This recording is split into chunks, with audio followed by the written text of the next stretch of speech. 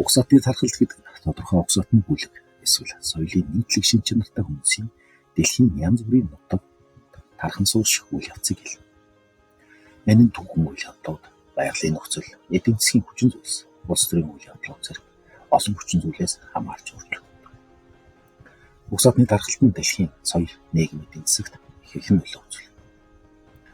Түүхэн угсаатны тархалтын жишээнүүд. Нэгдүгээр, Африк гаралтай хүмүүсийн тархалт. Хүний төрөл зүйл Африктээс гаралтай бөгөөд Homo sapiens-ийн анхны цацраг тархалт Африктээс дэлхийн бусад бүс нутгууд тархсан гэж үздэг. Эртний хүний ясны олдурууд болон археологийн олдурууд энэ онолыг дэмждэг. Хоёрдугаар, монголчуудын эзэн төрний тархалт. 13-р зуунд Монголын эзэн төрний үед монголчууд Еврази даяар тархан сууршиж оргон газрын нутагт нөлөө үзүүлсэн. 3-дугаар, Европчуудын Америк тивд нэвтрэлт. 15-р зуунаас эхлэн Европчууд Америк тивийг нээж шинэ газрын нутагт сууршиж эхэлсэн. Энэ үйл явц нь Америкийн соёл, хүн амд ихээхэн өөрчлөлтийг авчирсан. 4-р нь арабчуудын тархалт. 7-р зуунд исламын шашны тархалтай холбоотойгоор арабчууд ойрхон орнд Хойд Африк, Испани хүртэл тархан суурсан байдаг. Орчин үеийн угсаатны тархалт.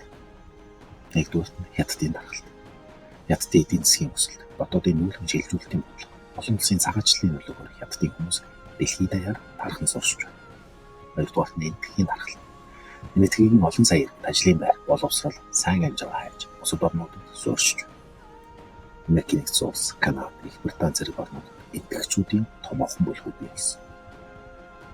3-р, Сирийн дөрвөс. Сирийн иргэний дайны улмаас олон сая сирчүүд хөрс зэрэгэлдээ орнууд болон Европ руу дөрвөн гарсан. 4-р нь Африкийн цагаачлал. Африк тивийн эдийн засаг, улс төрийн тогтворгүй байдлын улмаас олон Африкийн иргэд Европ, Хойд Америк болон бүс нутгаар нүүдэлж